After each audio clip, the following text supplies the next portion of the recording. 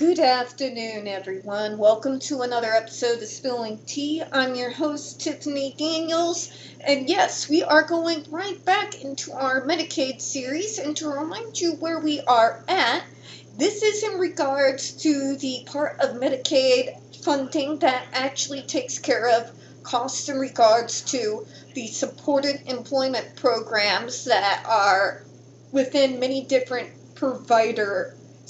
the providers who take care of disability services, direct care staff, things of that nature. It covers such a wide range of services that it very much explains to me why the people sitting in the House and in the Senate don't understand exactly how many things they are cutting into through those Medicare cuts that they are pushing for right now. They are under the false assumption that it's nothing but health care, when facts are that is not the case. Now, I'm not arguing whether additional services like supported employment shouldn't have a different form of funding.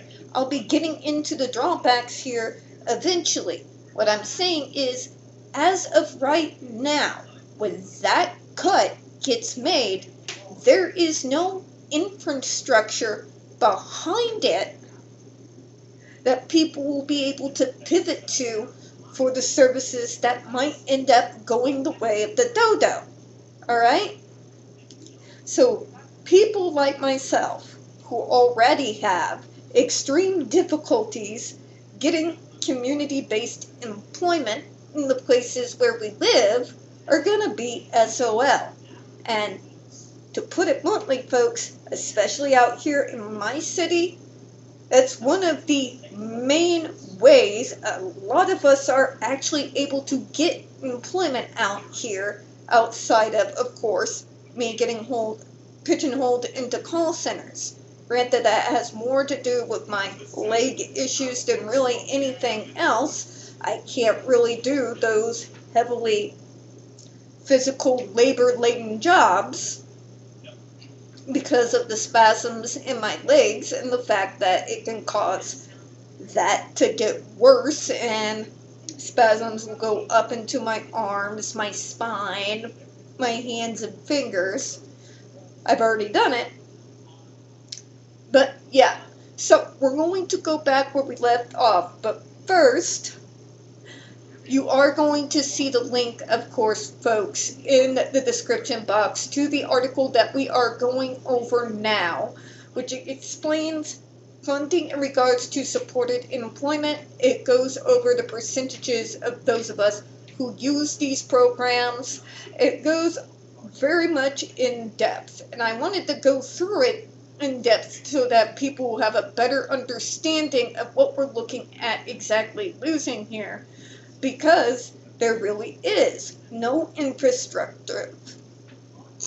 There's no infrastructure or alternative funding that will be able to stand up and take the place of the funding that will get removed if these Medicaid cuts go through. Remember when I said a long time ago that this is a situation that requires a scalpel and not a chainsaw? This is why. It is not good just to make sudden cuts and leave people up shit creek without a paddle. So let me get to those trigger warnings before I start cursing as per normal again. Folks, we do have this channel marked not for kids for a reason. We do use profanity. We do speak on dark subjects. If your child's 16 and younger and they are watching this, parental supervision is advised. Let it be known, I live in the state of Missouri, and the allergies in the southwest region right now are the stuff of nightmares. If you hear me clearing my throat or sounding congested, I do apologize in advance, but the only thing I know all the bells and whistles around is either through graphic design programs, like Adobe, for example, or Microsoft PowerPoint. I do not know how to edit these, so please, your patience would definitely be appreciated. We are very much amateur hour over here on Spilling Tea, alright? Okay, let me get to where we were. So we're going into the part talking about limitation. Oh my goodness. And I'm having difficulty talking too. I just had new medication introduced into my morning medicine, and I'm kind of a little bit fumbly over my words. It's probably going to be like that for the next 2 to 3 weeks until I start getting used to it. So apologies for that as well. Alright, this analysis had several limitations. First, although procedure codes identified most of the claims for the supported employment, the data most likely do not reflect the full number of these claims covered by Medicaid programs, as many states use state-specific codes for HCBS, and in some states like mine, there's very specific Medicaid waivers that go out to different programs, such as supported employment, the Employment First Initiative, different funding for those getting ready to go into secondary education. It's a bit of a list. In this analysis, we did not investigate state-specific authorities for the use of supported employment. Second, though we included type of service, benefit type, and HCBS taxonomy codes to help identify more supported employment claims, the reliability of the data is unknown. Third, our analysis did not include any supported employment services provided by state vocational rehabilitation systems. Remember, in my state, they are very much married together, but again, it is through one of the Medicaid waivers, which makes it a little bit more difficult for people who are doing surveys like this to be able to, get an eyeball on. When identifying people with disabilities, we use enrollment records to find enrollees in 1915 waivers, state plan options, PACE, or MFP, but some states provided incomplete or inaccurate enrollment data for these programs, so we likely undercounted beneficiaries in the programs. Fourth, we might have underestimated the number of supported employment users who have a chronic condition, as users who did not seek treatment are not identified in the data. Alright, so going to Appendix A. This is for the identification of supported employment claims. Basically, those of us in particular who are the ones who are most likely to utilize these services. We use national procedural codes for supported employment to identify most of the supported employment services reported in Medicaid claims records. The procedure codes are from the Healthcare Common Procedure Coding System, HCBS code list, which providers use to identify the services rendered when filing claims. Although we had state-specific procedure codes for 7 states, California, Connecticut, Idaho, Iowa, New York, Pennsylvania, and Wyoming, only 3 states, California, Connecticut, and Pennsylvania, used the state-specific codes during the measurement period. More states likely have their own state-specific procedure codes for supported employment, like I was mentioning a moment ago, but we did not attempt to obtain codes from additional states given the resources required for that type of data collection. And considering the fact, folks, that for a lot of us, all the codes are different, all the codes come majorly from the states, so it makes it kind of very difficult to go across all 50 states that have completely different coding within their Medicaid funding for the same types of services. There's nothing that is used unilaterally across the board. To minimize the undercounting of supported employment services, in addition to HCBS procedure codes, we used other data elements in the OT file, such as type of service, benefit type, and HCBS taxonomy codes. The type of service code classifies individual services into standard categories such as Code 076 for HCBS, expanded habilitation services, supported employment services, which facilitate paid employment. The benefit type code categories services into benefit types defined in the Medicaid and CHIP program data system. The relevant benefit type codes for this analysis were 080 for habilitation, supported employment benefits, and 099 supported employment benefits. Finally, the HCBS taxonomy codes come from a uniform classification system used to describe and categorize community-based long-term care services. Supported employment is one of the 18 HCBS taxonomy categories and includes job development, ongoing supported employment, individual or group, and career planning services. Now, I have been through actually all of those particular services that they are labeling there. In my job development, it really did get started junior year of high school. That time period really focused in particular, in developing job skills. That funding was what allowed me to go to college those 2 last years of high school, because I already had the high school credits to graduate, mostly except for 2 classes. So I spent the majority of those 2 years over at the Ozark Technical College for the graphic arts design program for the associates that I was able to obtain. So that was job development. That was that money, that funding was used for me to be able to develop those graphic design skills.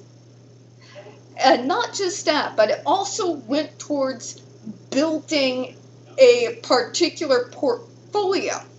Because within the graphic arts community, when you're working to get paid, you do a lot better in regards to interviews if you already have started at least a little bit of a portfolio that includes different things, such as concept designs for magazine pages, whether advertisements or small little boxes that just mention an advertisement for one thing without taking over the entirety of the page.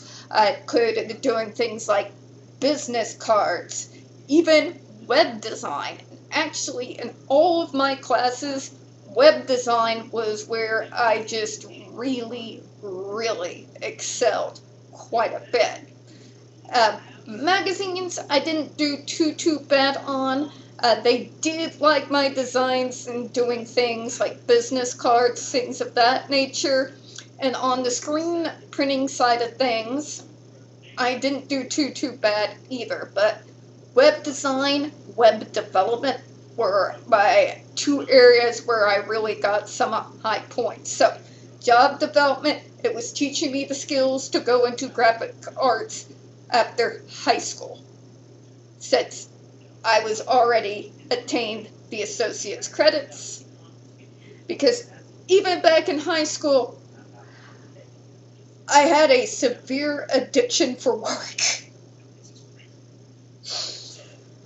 and did not know the meaning of the word sleep or rest. Wouldn't you know it, 40 years old now, and it hasn't changed at all. But anyways, and not just that, ongoing supported employment, which means once you obtain the community-based job, they don't just abandon you there. There are periodic checkups with yourself and even with your boss, just to make sure everything's going well, or if there was any type of accommodations or some additional supports that you might need that help you better be able to perform your job duties, that would be something that would happen as well. And also it helps the job programs out, because remember folks, they need things to look good to keep receiving the funding so that they can help keep us getting those community-based jobs.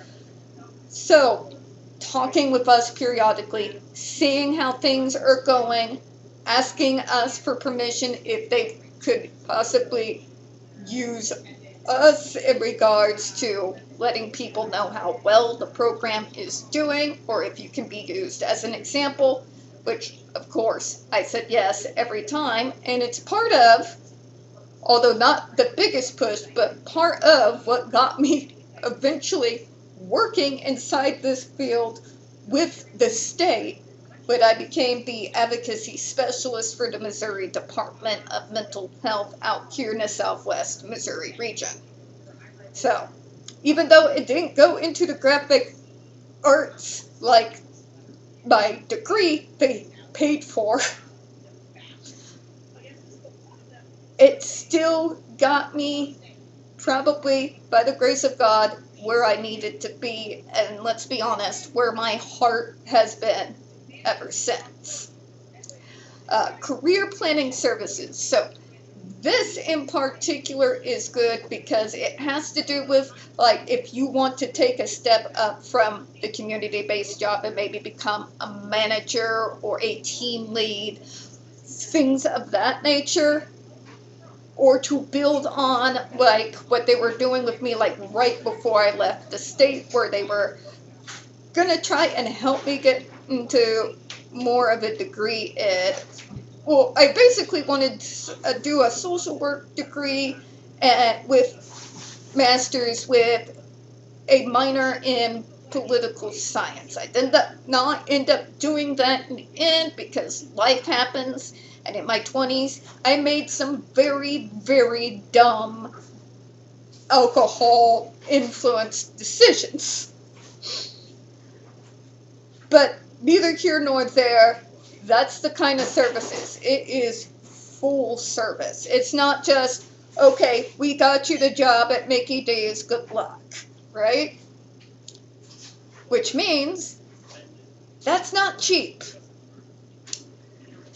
All right, we're going to go here into the next paragraph, and once we go through it, we're going to go ahead and close out on this one for today. States did not use these other three data elements consistently. For example, claims with a supported employment HCBS taxonomy code did not necessarily have 076 as the type of service code. Many claims also had a type of service code for supported employment, but a procedure code associated with an adult day service. In other words, places like Missouri, everything has its own code, but it's only statewide. So if you're trying to do a national survey, I don't envy you. You poor, poor soul. I sincerely hope that after you got this survey done, like somebody took you out for like an extra expensive dinner. Just trying to think about those numbers make me want to, hibernate for like the next 5 years. The TAFRIF guidance documents identify instances in which state might classify the same service under different codes. Although providers must submit procedure codes on their bills to be reimbursed, state Medicaid agencies populate the type of service codes, benefit type codes, and HCBS taxonomy codes. In addition, states are new to reporting HCBS taxonomy codes, and so the reliability of the reported codes is currently unknown. Now, in my time, remember, I kind of left just right towards the tail end of the 2010s. So pretty much all we had at that time were the state codes, right? Regards to taxonomy codes, that was something that I had to get familiar with a bit later on, about circa 2014, 2015, when I was getting back in the swing of advocacy again, after having been away for way too many years for my liking. We therefore indicated where an unusual number of supported employment claims might have been identified using data elements other than procedure codes. And for those older folks, I should say, those of us who were part of the older system, those codes are probably going to not look anything like what they do right now. So even getting access to get some kind of consensus from earlier years load up on aspirin if you have to try and do that. For real. For real, for real. Okay? So, what we're going over here, like, I'm interjecting some things that are different than the topic at hand, what they're going through. Essentially, what they are talking about through all of this is different states have different codes under state waivers. Those state waivers are all through Medicaid funding, but it's the states that are determining exactly what those codes are and which funding goes where under what code. Because of that, and because we're dealing with 50 states here, it makes it extremely difficult to get a clear picture of where exactly all the numbers set at the moment. So that's what they're doing here. They're going ahead and they're preparing you for that before we go into the meat of the matter, so that you'll have that in mind, that there may be some differences here and there in spite of the numbers that we're going to see as we go throughout the entirety of this document. What I'm going over, though, is some of the things that they are mentioning are things that our congressfolk and people who sit in the House and in the Senate have no idea about. None whatsoever. I mean, let me put it to you this way. Can you think of a current Congress member or a current senator that would be able to sit down with you and be able to speak to you in depth in regards to all the different services other than just general mental health care and regular medical care, all with those other Medicaid, where that other funding goes to? Have you ever heard any of them be able to talk at length in regards to the Medicaid funding that goes into the job programs, or the Medicaid funding that goes into the day programs, or the residential care centers, the assisted living, the group homes? Have you ever heard any of them speak in depth in regards to that sort of thing? No, you haven't. Especially when we are discussing things regards to funding, in regards to getting folks like myself into secondary education, and in regards to programs like supported employment. Now, I'm not putting that on them. A good majority of the folks who are not necessarily us are probably not going to have any idea that it's Medicaid funding that's covering these programs. Right? I mean, how would they know that unless they're one of us or our parents or a part of our overall circle of support? So that means we are cutting into programs that have meant a great deal to families all over this country. Not just the people being served, but their family members. None of these things, not even supported employment, are things that are cheap. It's certainly not anything I would be able to do in regards to cost to be able to cover it out of my own pocket. And I'm doing relatively well these days. Granted, I have about $14,000 in dental work that needs to be done that send help. Thank you, acid reflux, for destroying slowly my 2 front teeth, if that's not embarrassing enough. But you get what I'm saying. I'm going through it because folks need to know that when they caught into this funding, it's not just medical care. It's not just mental health care.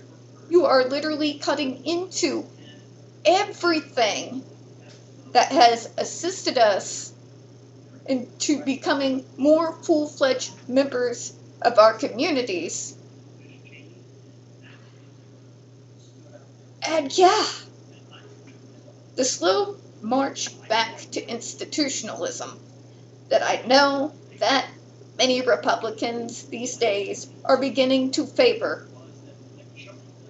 Mainly because they have the empathy. They got about the empathy of a snail. Sorry, I'm all out of decent analogies right now. It's been a lot to deal with. So many rights, Medicaid being attacked, it's been grueling. Right? Okay, we're going to go into depth a little bit more. As you guys know, I'll have the other Medicaid video out tomorrow. But for right now, we're going to go ahead and close off. We don't get very many views on this channel, and the few we do get do tend to get removed from time to time. So folks, if you could, please don't forget to hit the like button, hit subscribe. Please don't forget to hit the comments. I definitely do appreciate your time today, and as always, folks, we here at Spilling Tea absolutely do. Hope you have a good one. I will see you all tomorrow. Bye-bye, everyone.